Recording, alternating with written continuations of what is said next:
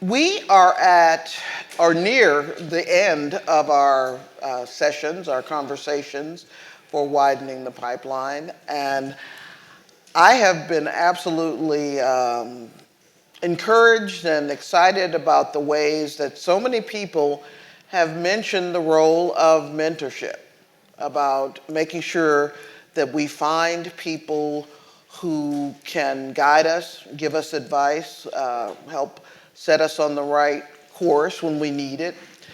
And when I reached out to Marquita, as I just mentioned, when I read her piece for Pointer about how journalists of color need to be on the lookout for red flags in the job search process, it made me realize that I've had quite a bit of success in my career, perhaps, but I never had necessarily that voice of wisdom who spoke to me in the way Marquita wrote that piece.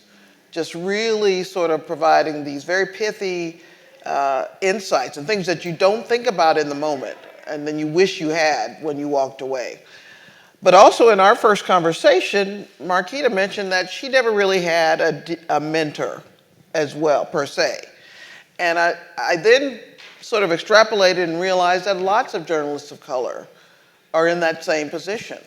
If we start our careers as the only person of color in a newsroom, sometimes it's very hard then to identify someone. So we decided that Marquita wanted to come and share those insights with us to prepare us for the year ahead of working with the mentors that we'll be trying to connect you with. So Marquita, in her role at Teach for America and on the education team, she's here to teach us today about this topic. So take it away, Marquita. You're setting the bar, and the expectation's kind of high, but we'll see what happens.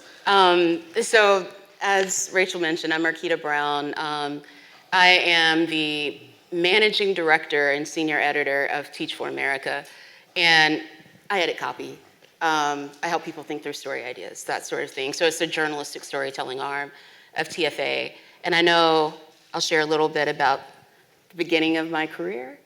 I started out as a daily newspaper reporter. Actually, someone here is from the Clarion Ledger. Yeah, Mississippi is my home state. Jackson's my hometown. Actually, I had internships at the CL. Then my first job was at the Roanoke Times in Virginia. And there's a good chance I'm going to ignore the presentation I put together. All right, okay, cool. So yeah, actually that first job, what helped me land it, other than the work that I put in, was I met a recruiter at a job fair, and I wasn't ready for what was then the St. Pete Times, what's now Tampa Bay Times, but he told me just drop his name on my resume. He knew the editor at the paper I was applying to, and I did, and I went to Roanoke. So yeah, I just started out in daily newspapers. It was work that I loved. I loved the, mission-driven work. I loved, working with people. I was sort of pushed toward covering education.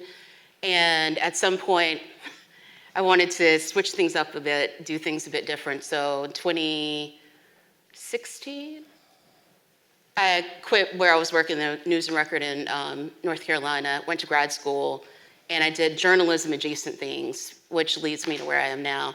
But I bring that up because I have a perspective of being in the newsroom and what it's like in the world outside the newsroom, even though there's still a bit of a bridge for me. There's still a bit of overlap. So I hope that's Well then, all right. so, I mean, now that you say you don't want to show it to us, I think you need to show it to us. We could go through the slides. Because one of the things that occurred to me as I thought about this particular session is sometimes you don't even know that you need one. Right. You don't know what to expect. You don't know how to leverage the relationship. I'm hoping you'll have some pointers to that. But so let's just run through it, and then we'll open it to questions, and we'll be real free form. I love it, yeah. Keep it simple, informal, let's go for it. what you'll learn is, like Rachel mentioned, I don't know that I've had a consistent mentor, but I've acted as a mentor. So I have more tips on, what you can seek from a mentor versus how you can keep one. So yeah, this is where I sort of dropped a spoiler already. I was fresh out of college, fresh out of undergrad. I had met a recruiter at a job fair, and he was like, you're not ready for St. Pete, Tampa Bay, whatever, but there's promise. So saying, drop your name, dropped his name in my cover letter for a few jobs and ended up in Roanoke, Virginia.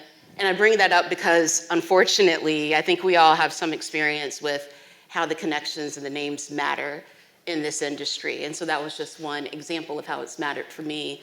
And since then, maybe throughout my career, despite being very much an introvert and maybe slightly antisocial, I've still needed to, make the connections that I've needed, to advance, learn about opportunities, and that sort of thing. All right, and so y'all don't need this maybe because you're getting connected to a potential mentor, but I know that, again, throughout my career, early in my career, I was assigned a mentor for an IRE fellowship. One of the places where I used to work, the Education Writers Association, offers programs that connect journalists to, veterans in the industry and that sort of thing, people for you to connect to and learn from. And so those are just a few examples. Like, I'm in a Slack group. I think NABJ, those sorts of organizations also offer opportunities to connect you to mentors if you look for them. And I think, especially in recent years, there's been so much conversation about how tough it is in some of the newsrooms, especially, if you're a person of color. And again, you can build your own support network by connecting with colleagues, mentors. I've seen maybe increasingly some reporters who will offer office hours or just put space on their calendar to connect with people. If I had done my research, I would have had some links and stuff for you there, but research is part of the job, so you'll find it. Do it yourself. Yeah, it'll be fun. And then, of course, sometimes local organizations, you can connect to people in the same town you're in, build relationships that way. And I consider them friends more so, folks that I've worked with who are older than me in the newsrooms who offer great advice. But maybe that's kind of sort of, a mentorship too. I remember actually at one of my jobs, I moved from a very dysfunctional newsroom. And when I got to the new job, it was sort of innocuous. The editor sent me an email. It was a straightforward email. I read it and I was freaking out because my previous editor would send me something and he would say he's giving me a choice, but what I was supposed to understand was he wasn't. And so I read this email from this other editor and I was like, I don't know what to do with it. Am I reading it and taking it literally, or is there some subtext that I don't know? And I actually talked to another, who's now a friend, but another Black woman in the newsroom. And to her credit, she didn't look at me and just say what I would have said. It's an email. He said what he said, right? She actually advised me that it was okay, calm down. So it was just that sort of thing as you're getting acclimated in new spaces, You sort of notice the people you can gravitate to for advice. And yeah, so I think what was really eye-opening for me was when I was maybe outside of the newsroom doing journalism-adjacent work. And I learned the kind of stuff that folks would ask for, and it blew my mind. Like, when I was at EWA, for example, a reporter from one of the legacy publications was asking basically for a special rate to attend an event. And I was like, there's no way they're gonna do that. But they did it, right? And, I wasn't raised to ask for things like that. Maybe I don't know how common that is, but it was sort of like, be grateful for what you got. Don't, pester people, that sort of thing. And again, being on the other side, I was like, oh, okay, ask for what you want. Ask for more than what you want. Because chances are, if you're like me, you're maybe even holding back and not asking for what you really need. So that's why I said that. Sort of in the same vein, I've had, in different roles that I've had since then, people have called me asking for, tips on how to apply for certain fellowships that I've done, how to apply for programs that I was involved in organizing. Even for jobs on the team that I'm on now, people have called and asked, what are y'all looking for? What kinds of things can I bring up to impress the people making the hiring decisions? And I mean, this may not be universal, but for me, I think for reasonable people, it's like, I'll help you out. Why not? It's just this idea of giving people a sort of boost if you can, because again, it's something that I've gotten at times in my career, and there were times when I also really needed it and didn't know where to go for that sort of information. And like I mentioned, the experiences along the way have not always been great. And so if you want to avoid a nightmare, I will do my best to try to let you know what you're stepping into. And I've noticed that again, if the experience involved different treatment that I felt was because of my race or something like that, I do give a different spiel to people going into that environment and say, look, you need to be prepared. This is how I was treated. This is how colleagues were treated. Just know what you're getting into. If you want to deal with that, can't say you weren't warned, right? So it's a good way to really get a better sense of the environment that you're stepping into when you're applying for another job.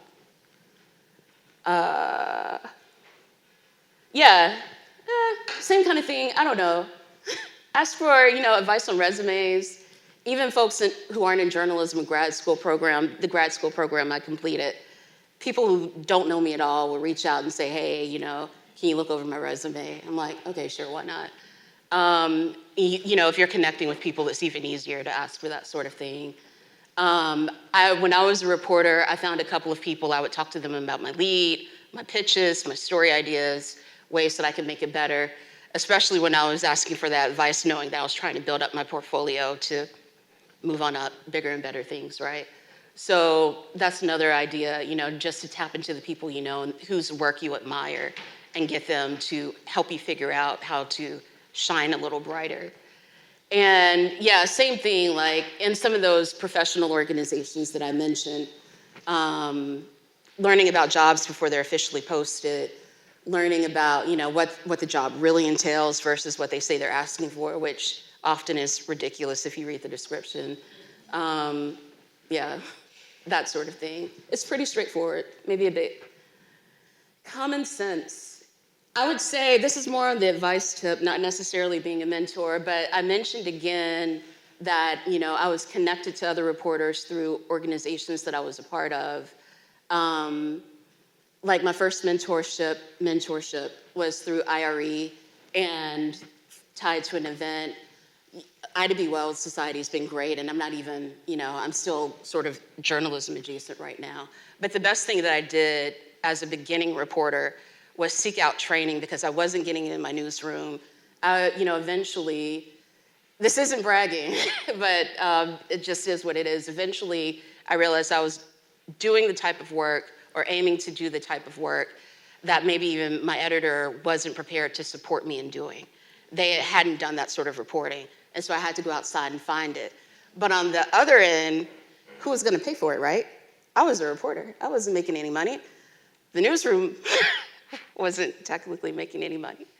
So, I was an education reporter at the time.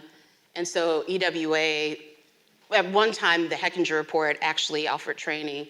They paid for travel, they paid for the event costs, that sort of thing. The newsroom didn't have to pay for anything. And so I would go to my editor and say, hey, this is the training I want to do. I'm just out of the newsroom getting better to make the paper look better, and the paper's not paying for anything. There's no reason to say no, right? And yeah, it was the same thing. I was making that investment in myself and making sure that I was constantly improving myself. And I still do it now. I'm not paid to say this or anything, but I just completed in the fall leadership training from Poynter. That was awesome. Where I work now, we actually have a stipend for training. So yeah, I'm doing the free stuff, but I'm also seeking out other training that's relevant to the work that I do because I don't want to get stagnant.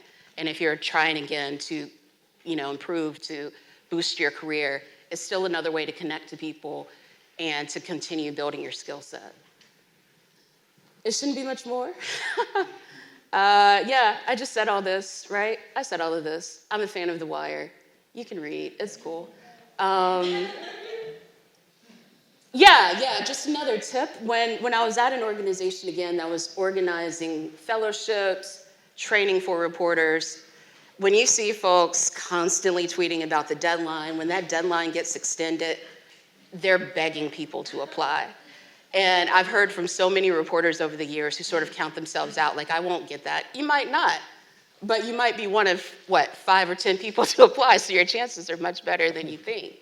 And especially if you reach out to somebody who's on the team, or sometimes they even hold webinars and that sort of thing to explain what they're looking for the fellowships. So if you take the time to get that information and talk to people, you increase your chances of getting in again. Is this it? Okay, yes. I love hip hop. I'm from Mississippi. And so this was just a reminder that as you advance in your career, as you lean on other people to help you advance, that give back, help lift somebody else up to provide the sort of support that maybe you wish you had gotten more of or you didn't quite get. So that should be it. That should be it. You like rap?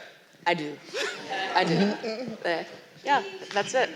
Awesome. So, thank you.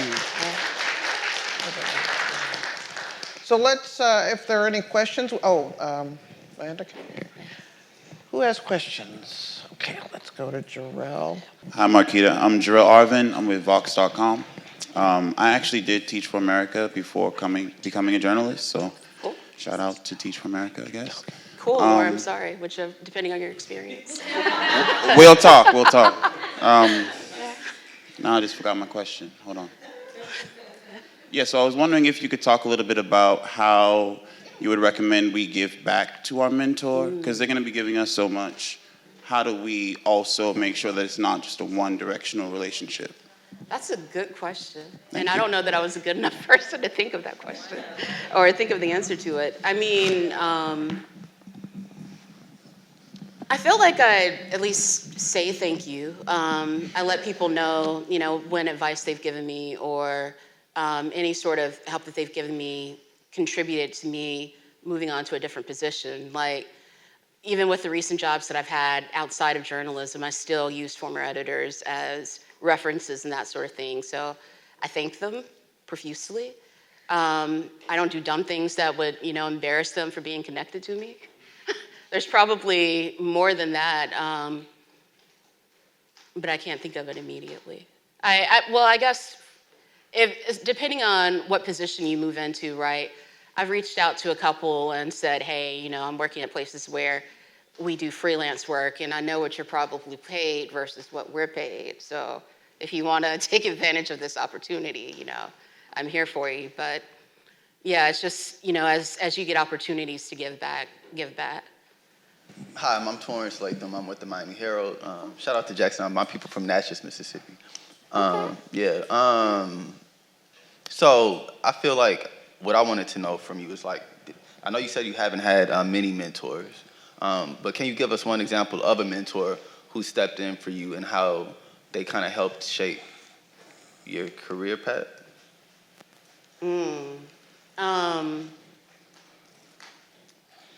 An editor I actually had when I was, in my hometown at the Clary Ledger in Jackson.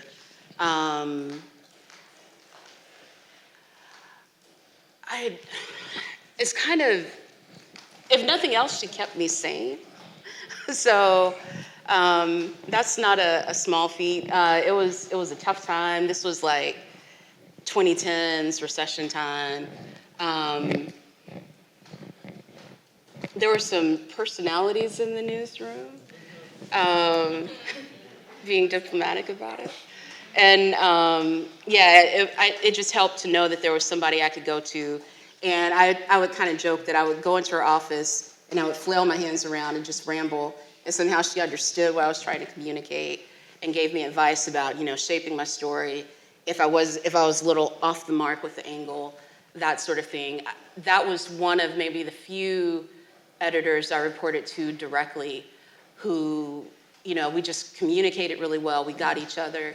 There was that mutual respect that you have to make that sort of relationship work. And then after that, she was a reference for me. I even trusted to say, hey, I'm applying for other jobs because it's time to move on, that sort of thing. And just being really supportive and helping me move along to my career and do my best possible work.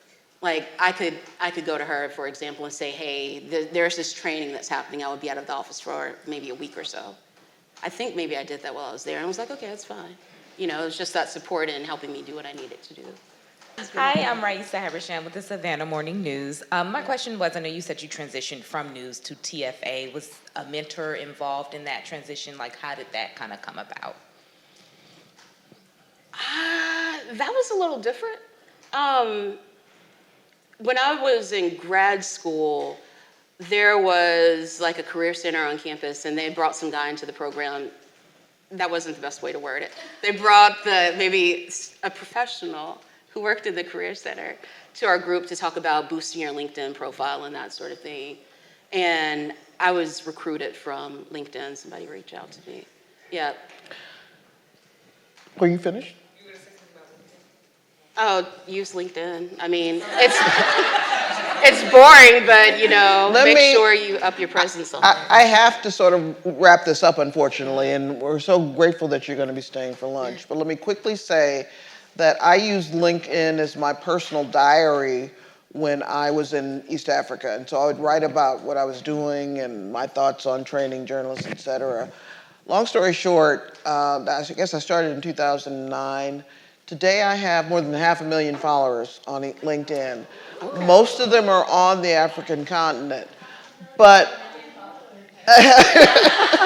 but the point is, when you put out content that resonates with people, that they see themselves reflected in it, and it's something that they're interested in.